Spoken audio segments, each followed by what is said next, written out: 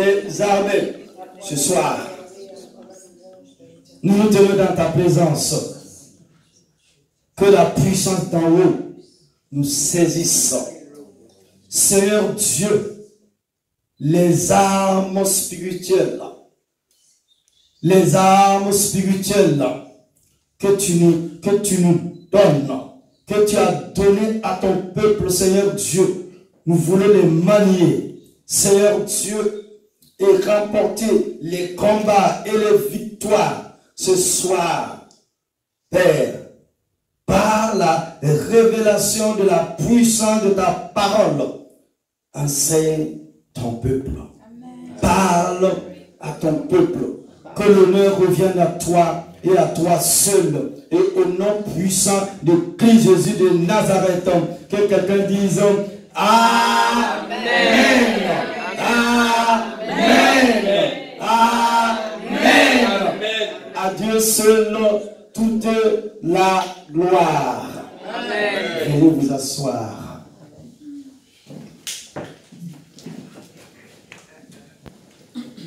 Nous sommes à notre troisième vendredi et nous sommes sur ce grand thème.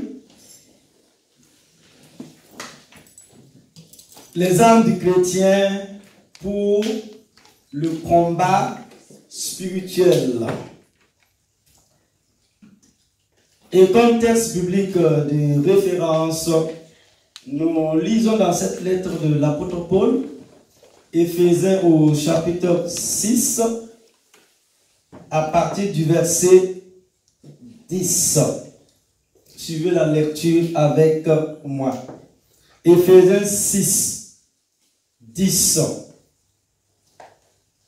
En effet, mes frères et sœurs, fortifiez-vous dans le Seigneur et dans sa force toute puissante. Verset 11. Revêtez-vous de toutes les armes de Dieu afin de pouvoir tenir ferme contre les manœuvres du diable. Verset 12. En effet, ce n'est pas contre l'homme que nous avons à lutter, mais contre les puissances, contre les autorités, contre les souverains de ce monde de ténèbres, contre les esprits du mal dans les lieux célestes. C'est pourquoi prenez toutes les armes de Dieu afin de pouvoir résister dans le mauvais jour et tenir ferme après avoir tout surmonté. Tenez donc ferme. Ayez autour de votre taille la vérité en guise de ceinture. Enfilez la cuirasse de la justice. Mettez comme chaussure à vos pieds le zèle pour annoncer l'évangile de paix. Verset 16. Prenez en toutes circonstances le bouclier de la foi avec lequel vous pourrez éteindre toutes les flèches enflammées du mal. Faites aussi bon accueil au casque du salut et à l'épée de l'esprit, c'est-à-dire la parole de Dieu. Faites en tout temps par l'esprit toutes sortes de prières et de supplications. Veillez à cela avec une entière persévérance et en priant pour tous les saints. Priez pour moi afin que lorsque j'ouvre la bouche, que la parole me soit donnée pour faire connaître avec assurance le mystère de l'évangile. C'est pour lui que je suis ambassadeur dans les chaînes. Priez que j'en parle avec assurance comme je dois le faire. Quelqu'un peut acclamer la parole de Dieu? Acclame très très fort la parole de Dieu. Amen. La vie chrétienne est un véritable combat.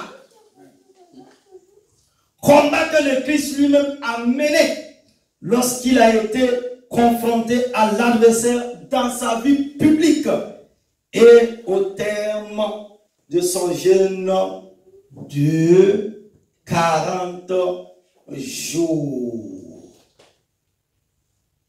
Nous avons vu la première arme, deuxième, troisième, et ce soir, nous allons voir la quatrième arme.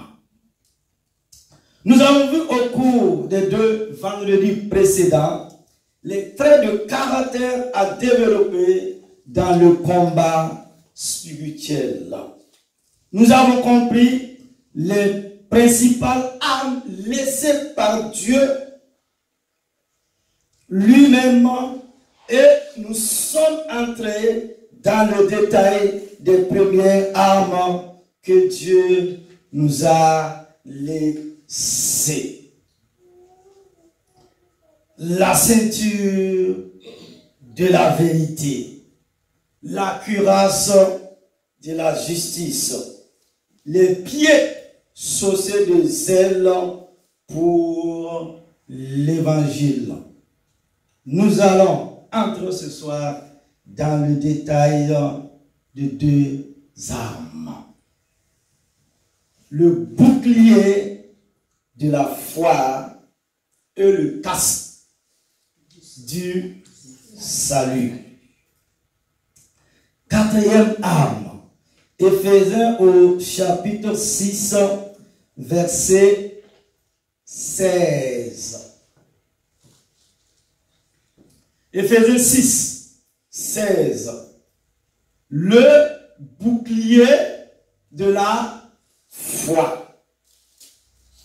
Prenez par-dessus tout cela le bouclier de la foi avec lequel vous pourrez éteindre tous les traits enflammés du malin. Le bouclier du soldat romain était fait de bois et mesurait environ 0,75 sur 1 mètre. Il était couvert de lin et de cuir pour absorber les flèches enflammées. Ainsi, il protégeait également les autres pièces de l'armure. C'est pour cela que Paul utilisait l'expression par-dessus tout. Notre bouclier n'est pas une chose.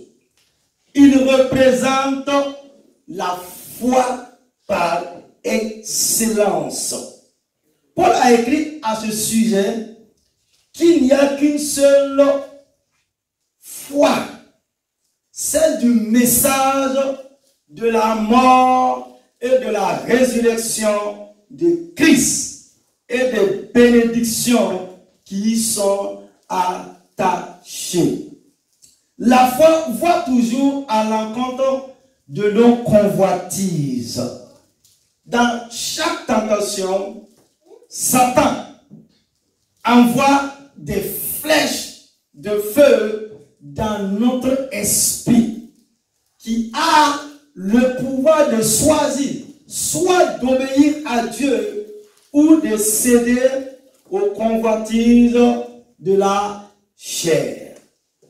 Lorsque Abraham s'est rendu au mont Morija afin d'y sacrifier son fils Isaac, les flèches enflammées de Satan auraient très bien pu se manifester à lui sous la forme des paroles suivantes. Que penses-tu que Sarah dira? Son cœur sera probablement brisé et cela entraînera votre séparation. Cela sera la triste fin d'une longue et heureuse vie de mariage ensemble. Tu seras un meurtrier. Oui, un double meurtrier. Tu dois avoir mal compris. Il est impossible qu'un Dieu aimant ordonne une telle chose. C'est ainsi que Satan prêche. Lorsque quelqu'un se met à agir dans la foi, sinon à marcher par la foi. Dans la position dans laquelle Abraham était, chaque parole l'aurait frappé telle une flèche en feu. Et pourtant, Abraham n'avait pas mal compris. Il a agi avec bravoure et courage parce que Dieu le lui avait ordonné. Et nous savons comment les choses ont tourné. Les flèches enflammées de Satan n'ont fait que fleurer le bouclier de la foi. 2 Pierre 1,16 nous précise encore. Nous n'avons pas pris nos rêves pour des réalités. Nous sommes véritablement enfants de Dieu. Nous faisons partie de sa famille et nous siégeons avec lui dans les lieux célestes. De quoi parle-t-on quand on parle des traits enflammés? De quoi parle-t-on? Les traits enflammés désignaient des flèches auxquelles on mettait le feu après les avoir plongées dans la poix. Les boucliers étaient de larges cercles de cuir offrant une protection contre les flèches embrassées. La seule façon d'éteindre tous les traits enflammés du malin, de tentation et de doute, c'est de croire Dieu, de prendre le bouclier de la foi. L'auteur de Proverbes nous dit, Proverbes au chapitre 30, versets 5 et 6, toute parole de Dieu est éprouvée. Il est un bouclier pour ceux qui cherchent en lui un refuge.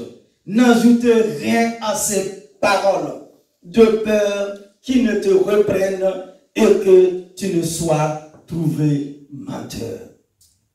David nous rappelle dans Psaume 18, 31, car qui est Dieu si ce n'est l'Éternel, et qui est un rocher, oh alléluia, si ce n'est notre Dieu. Et enfin, il nous est rappelé dans 1 Jean 5, 4, parce que tout ce qui est né de Dieu triomphe du monde. Et la victoire qui triomphe du monde, c'est notre foi en la personne de Jésus-Christ. Amen. Tous les chrétiens sont en but à ces attaques, qu'ils soient convertis depuis peu ou croyants depuis 50 ans. La foi dirige toujours vers Dieu et ses promesses. Et nous lisons dans Romains au chapitre 4, verset 18. Sur la partie du verset 16.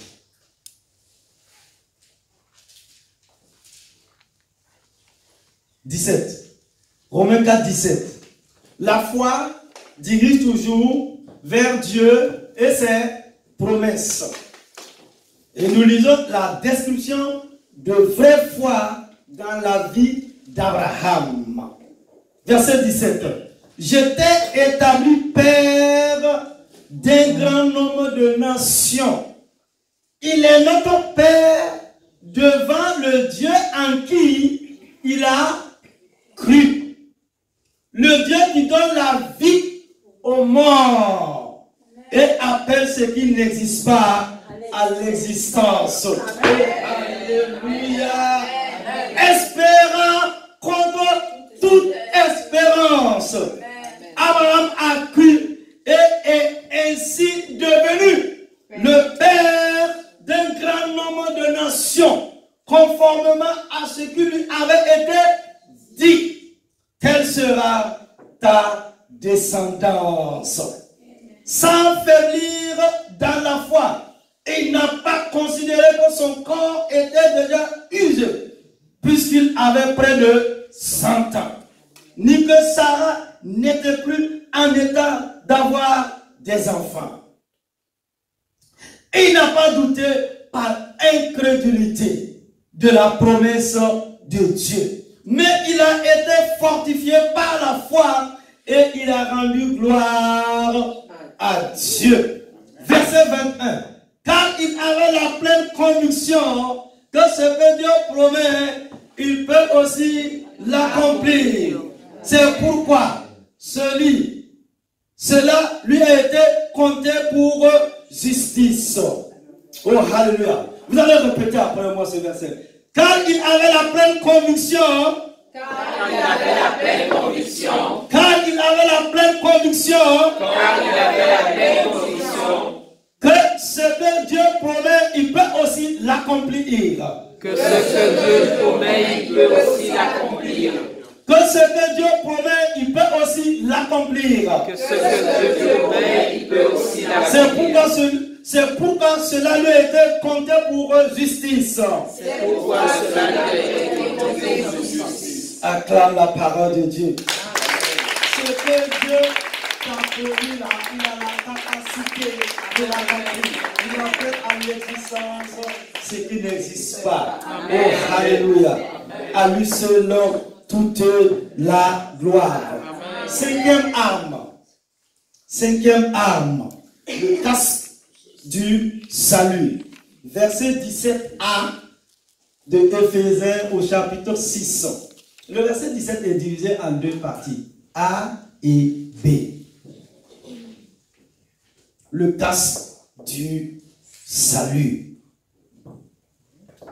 Les attaques de l'ennemi, de notre âme, du diable, sinon de Satan, visent nos organes vitaux et notre cerveau, notamment.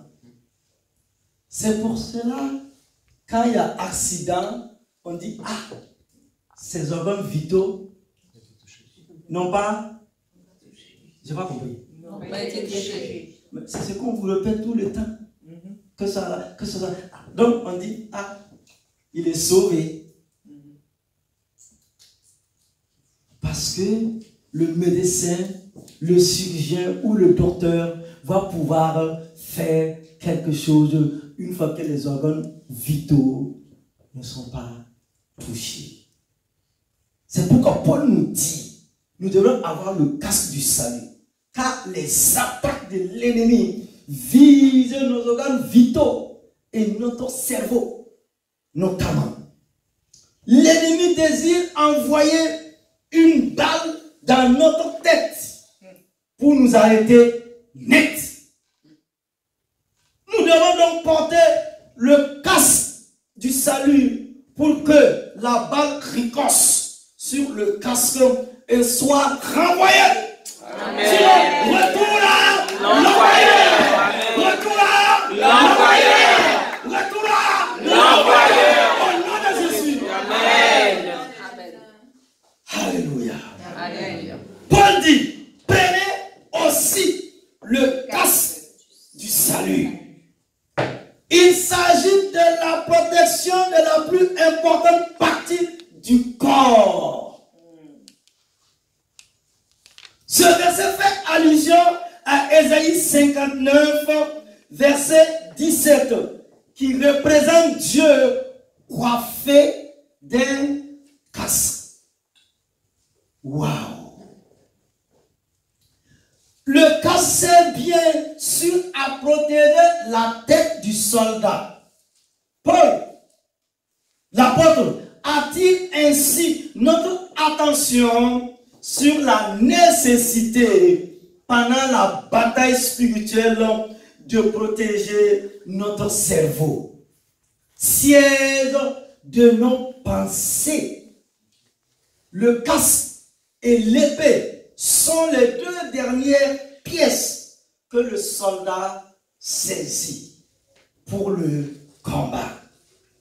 Dans 1 Thessaloniciens 5:8, Paul fait de cette coiffure l'espérance du salut.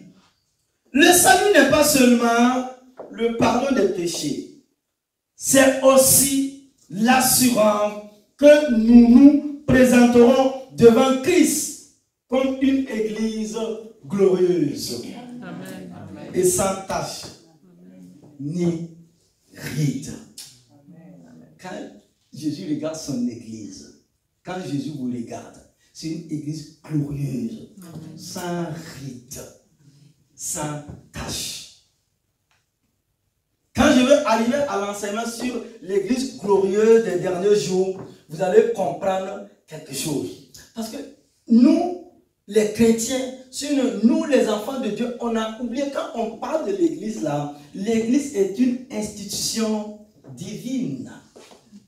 L'église ne vient pas de l'homme. L'église ne vient pas du pasteur. C'est pourquoi quand Paul s'est levé, il a critiqué l'église, il a combattu l'église, il a été violent avec l'église. Le chef de l'église s'est présenté devant lui. Dieu dit, à cause de la mort et de la résurrection de Jésus, son église est sans tache. Amen. Ni ride. Et il prépare son église qui est l'épouse pour l'enlèvement. Et l'église n'a pas commencé au 21e siècle, ni pendant les grands réveils, ni au temps de Martin Luther. Non, l'église a commencé avec Moïse dans le désert. Quand Dieu s'est révélé à Moïse devant ce buisson ardent, il dit, regarde le mystère. Le feu est là. Le feu brûle, mais le buisson ne se consume pas. Et quand ce feu a saisi Moïse, quand ce feu divin est rentré en lui, lui qui avait fui le pharaon, oh alléluia, il y a 40 ans en arrière, il s'est présenté devant ce gros sorcier. Et il a dit, Dieu a dit, libère mon peuple. Dieu a dit, oh alléluia, Israël est mon fils. Laisse aller Israël mon peuple. Laisse aller mes enfants. Le feu de Dieu en toi va te libérer de toute attaque de l'ennemi, de toute oppression, de tout ensemble. Le feu divin. Alléluia.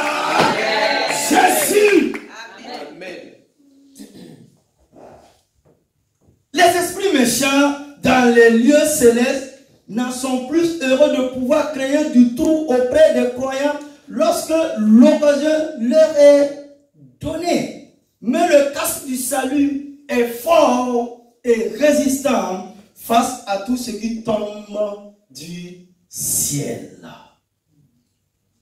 Quelles sont les balles de l'ennemi susceptibles d'atteindre notre tête? Le problème, il est là. Hein? Tout se passe dans la tête. Voilà. Comme quelqu'un disait, oh, on dit, oh, tu es intelligent, tu fais bien les choses. Il dit, ouais, c'est bien ça. Hein? Ça se passe là, dans les tibias. Il dit, ça se passe là, dans les tibias. Tout se passe dans la tête. Dans notre tête. Donc, je vous repose la question, Église, et vous qui nous suivez. Quelles sont les balles de l'ennemi susceptibles d'atteindre notre tête? Ce sont les pensées. Sinon, ce sont nos pensées. Le diable veut nous oppresser, nous dominer dans les pensées.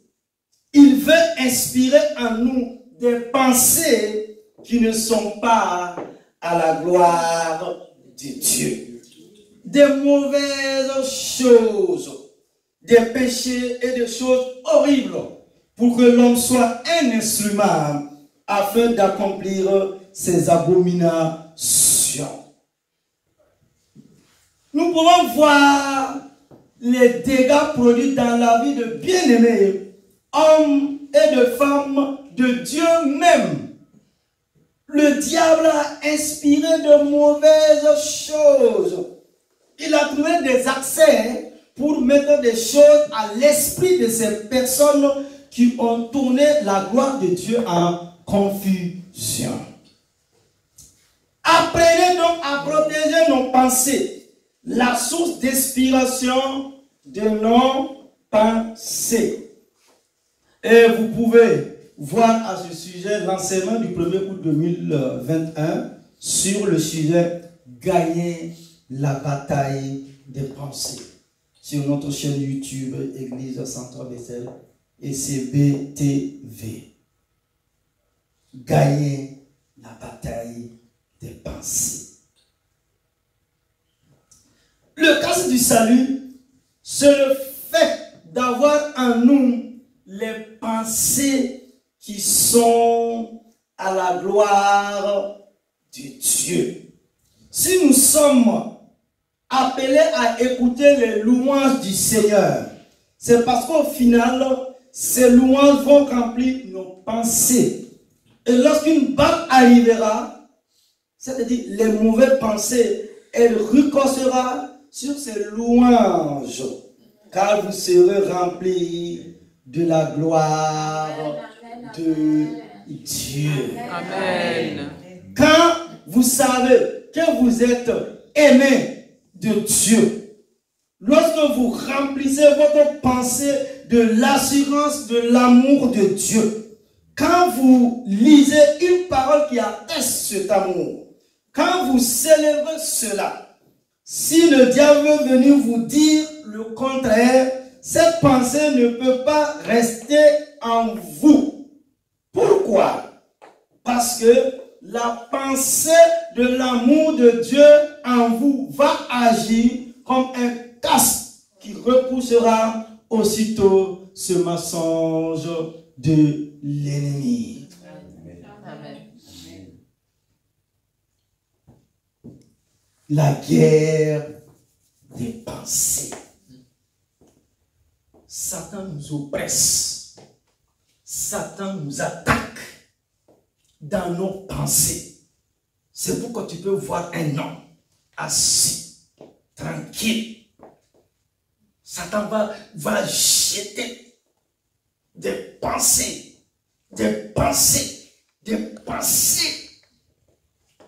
dans sa tête. Il va se lever, il va prendre son arme, il va aller tirer.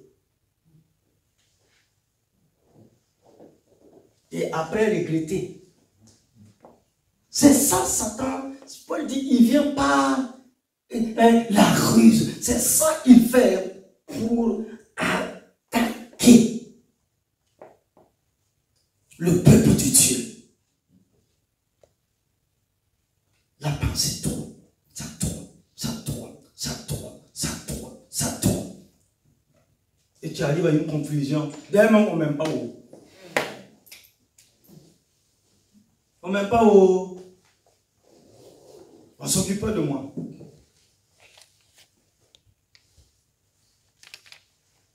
C'est Satan qui amène ces pensées-là. Il amène toutes sortes de pensées et d'imaginations. Et tu regardes autour de toi, c'est les ténèbres.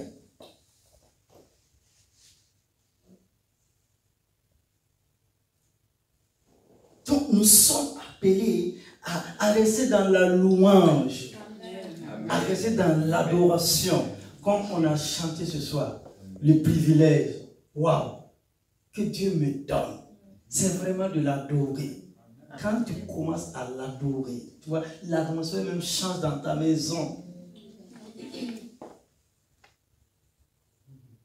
Quand tu es assis, Satan commence à amener des pensées. Regarde, tu as échoué là, regarde tes échecs, tu as fait ça, regarde ça, regarde ça. tu dois te lever dans la louange et confesser la parole de Dieu et parler la parole de Dieu. En ce moment, l'ennemi fuira et la victoire sera ton partage. Amen. Alléluia.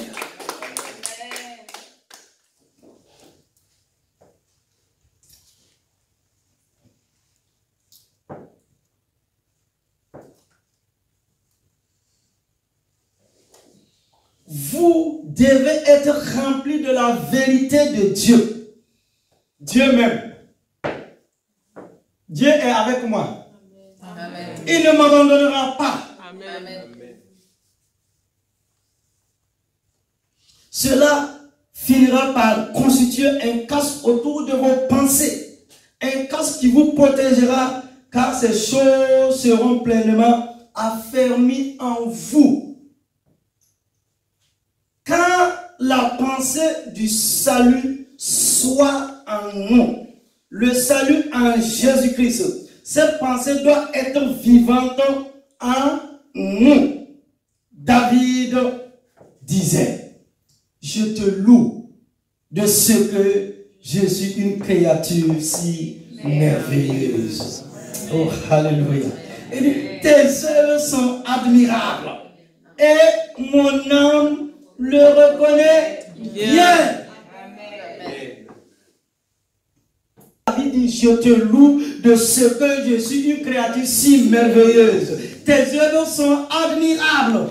Et mon âme, il a dit, et mon âme le reconnaît bien. Tu es une merveilleuse personne. Je dis, tu es une merveilleuse personne. Je dis, tu es une merveilleuse personne. Et la gloire de Dieu est sur toi. Alléluia. À partir de là, tu ne peux pas accepter les mensonges du diable qui tentent de te montrer que tu n'es rien. Que même Dieu ne te considère pas et que les autres n'ont plus. Ce n'est pas avantageux. Cela te plonge dans la dépression. Mais quand tu sais que tu es qui tu es, parce que tu connais la parole du salut, tout ce que Jésus dit est affermi en toi comme un casque posé sur ta tête afin de te sauver des mensonges de l'ennemi. Une âme joyeuse n'est pas abattue. Alléluia. Mon frère, ma soeur, je dis, une âme joyeuse n'est pas abattue. Amen. C'est celui qui est découragé qui encourt des risques. Le découragement, c'est de l'incrédulité. Oh, alléluia, je dis, le découragement, c'est de l'incrédulité. Et être incrédule, c'est croire au pouvoir de Satan. Une fois que tu commences à te montrer incrédule, tout va de travers. Équipe-toi donc du casque du salut, dans la foi et l'assurance, et empare-toi de l'épée de l'esprit. Amen. La foi de David n'était pas forcément très grande. Sa force n'était pas forcément très grande. Mais par la foi, il a introduit une pierre dans sa fronde et l'a lancée sur Goliath. Et un prédicateur a dit une fois que quand bien même le front de David aurait été profond de 10 mètres, la pierre l'aurait quand même pénétré. Et je le crois aussi. Oh, alléluia. Lorsqu'elle est bien tranchante et utilisée avec une bonne compréhension dans la pleine assurance de la foi, le peu de l'esprit peut mettre en fuite toutes les armes des esprits méchants. Mais personne ne peut sortir victorieux, sinon victorieuse, s'il est simplement équipé de l'épée de l'esprit, mais qu'il lui manque les autres armes. David. Oh, alléluia. David et Goliath. Il n'y avait même pas combat. Il n'y avait pas combat. Il n'y a pas un Goliath ce soir là, ici. On va faire une démonstration. Il n'y a pas quelqu'un de grand là. Viens, c'est le pasteur qui t'appelle. Viens. Viens, beau gosse. Voilà. Tu as vu son style là même, c'est beau gosse. Mets-toi comme ça. Voilà. Propre. On va t'habiller sa paix. Donc, regardez les deux là. David, jeune, beau, propre. Et c'est lui Goliath. De vous à moi, est-ce qu'il y a combat? Non. C'est ça qu'on a dit, mais quand je vais te taper là, il dit, petit garçon, ta maman ne pourrait même pas te ramasser. Oh. David est là arrêté. Oh, alléluia. Ça veut dire, son âme, à l'intérieur de lui là, il dit, le Dieu d'Israël là, celui qui est en moi là, oh, quelle foi. Amen. Regarde, quand il regarde, avec l'adolescence, hein, avec ses yeux d'enfant là, il sait que, est-ce qu'il y a un combat, hein? Est-ce qu'il y a un combat? Il y a un Goliath. Il est hors de. Hein? Il a fait comme ça.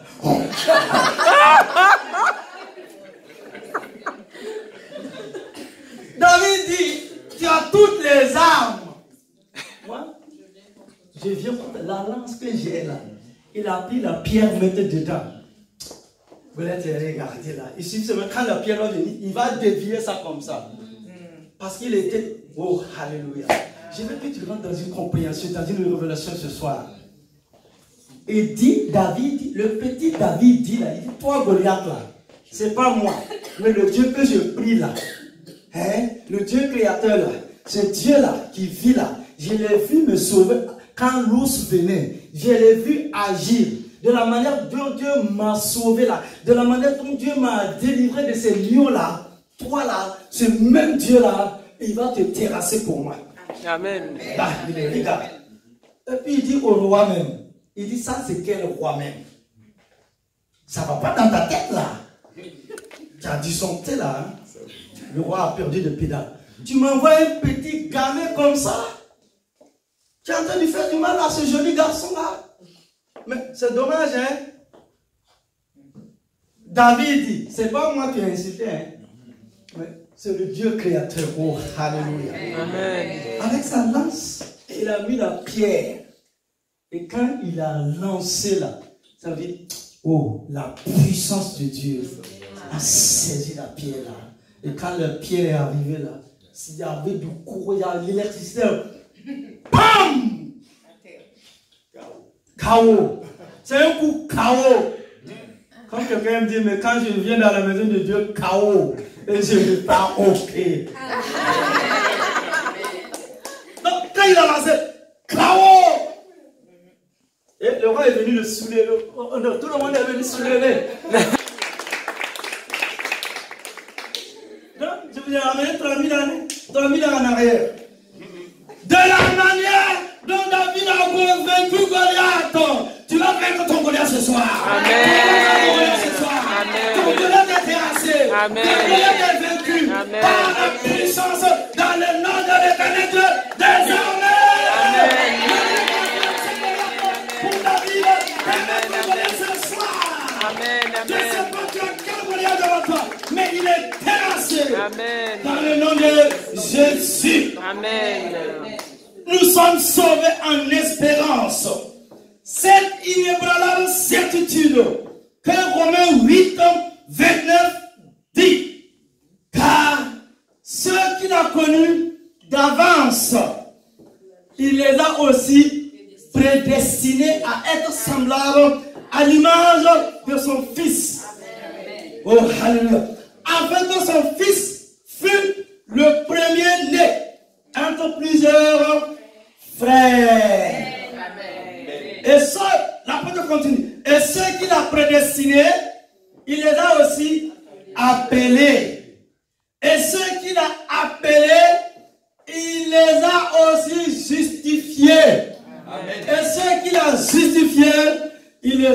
aussi glorifié. Amen.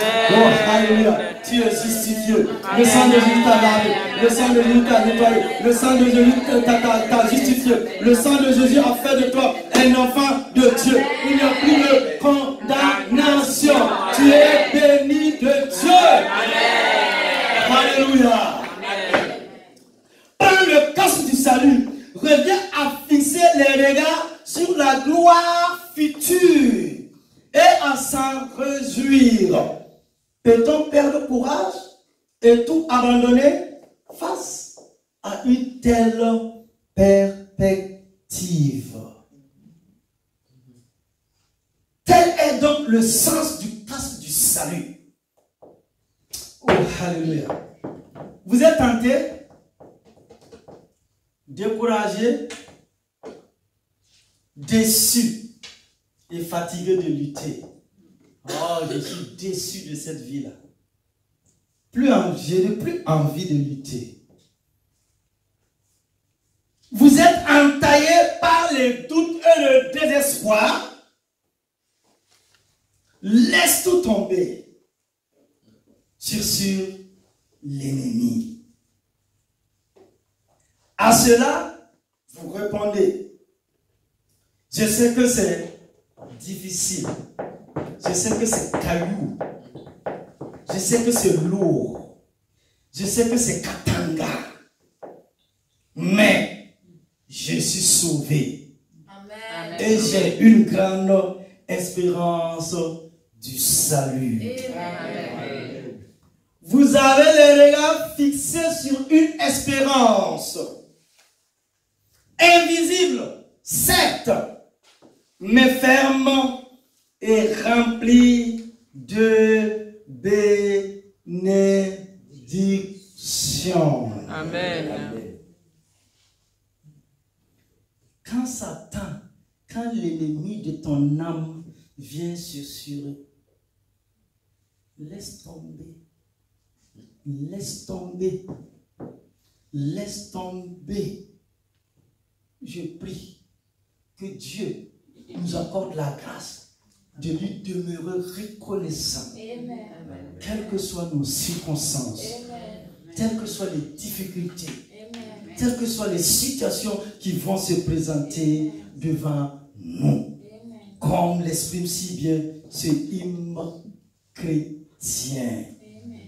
Quand le vol de la tempête vient assombrir ton ciel bleu, au lieu de baisser la tête, oh, parce que l'ennemi de ton âme, sinon tes adversaires, oh, alléluia, il veut te voir baisser la tête. Marcher comme ça. Non, tu as déjà vu un prince marcher la tête? En Angleterre, quand tu le vois même, il sort comme ça, là, tu sais que le prince est sorti. Tu as déjà vu un prince marcher, il a la tête baissée.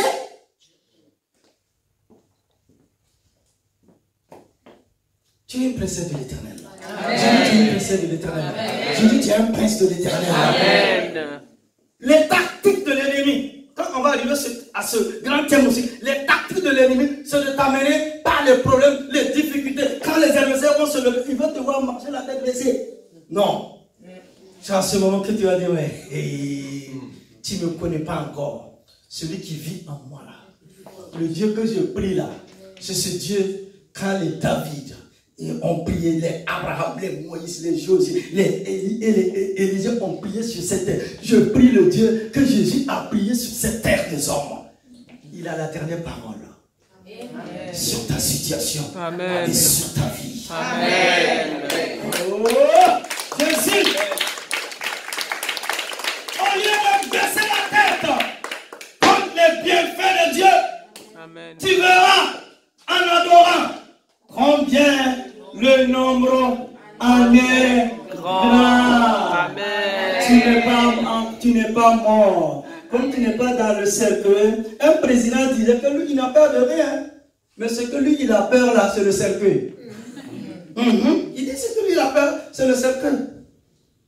C'est un président d'Afrique centrale.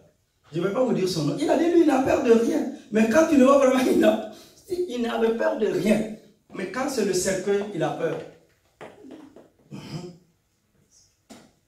Donc, tu n'es pas dans un cercueil. Pourquoi baisser la tête? Jésus a dit, vous aurez des tribulations. Il dit, prenez courage. J'ai vaincu le monde. Amen. Quand il y a difficulté, quand il y a situation, quand il y a la douleur, les épreuves, les maladies, commence à adorer Dieu. Commence à le célébrer. Amen. Commence à chanter. Rappelle-toi les bienfaits de Dieu. Tu dis, ah, Dieu, hein, comme j'ai failli faire cet accident-là, hein, on a failli m'empoisonner là. Des gens n'ont pas rencontré ce genre de situation, mais ils sont partis. Moi, je suis encore debout sur cette terre des hommes. C'est que tu as un plan pour moi. Amen. Je veux compter tes bienfaits. C'est Satan qui essaie d'assombrir ton ciel bleu. Mais lève la tête. Je dis lève la tête. Regarde la Golgotha. Lève ta tête ce soir. Lève ta tête ce soir. Tiens-toi debout. Et lève ta tête ce soir.